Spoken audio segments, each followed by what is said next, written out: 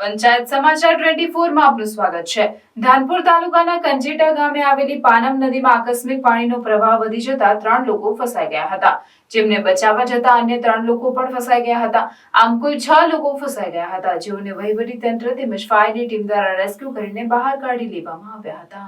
દાહોદ જિલ્લાના ધાનપુર તાલુકાના કંજેટા આવેલ પાનમ નદીના પટમાં આજે વહેલી સવારના 6 વાગ્યાની આસપાસ જેસાવાડા ગામના ટ્રેક્ટર ચાલક પ્રતાપભાઈ દેવાભાઈ રાઠોડ પોતાના પુત્ર પ્રશાંત કુમાર પ્રતાપભાઈ રાઠોડ સાથે રેતી ભરવા માટે કંજેટા ગામે આવેલ પાનમ નદીમાં ગયા હતા। તેમની પાસે પીપુર ગામના શિરેશભાઈ નવલભાઈ ભુરિયા પણ પોતાનો ટ્રેક્ટર લઈને પાનમ નદીમાં રેતી ભરવા માટે ગયેલા હતા। બંને ટ્રેક્ટર ચાલકો પાનમ નદીમાંથી ટ્રેક્ટર લઈ પસાર થઈ રહ્યા હતા। તે સમય દરમિયાન પાણીનો પ્રવાહ વધતા નદીમાં આવેલ ટેકરી પર પોતાના ટ્રેક્ટર ઊભા રાખીને પાણી ઓસરવાની રાહ જોઈને ઊભા હતા। તે સમય દરમિયાન નદી કાંઠા વિસ્તારના લોકોએ નદીમાં 3 લોકો ફસાયેલા જોતા તેઓને બચાવવા માટે વધુ 3 સ્થાનિક લોકો જતા તેઓ પણ નદીના પાણીમાં પ્રવાહ વધતા ફસાઈ ગયા હતા।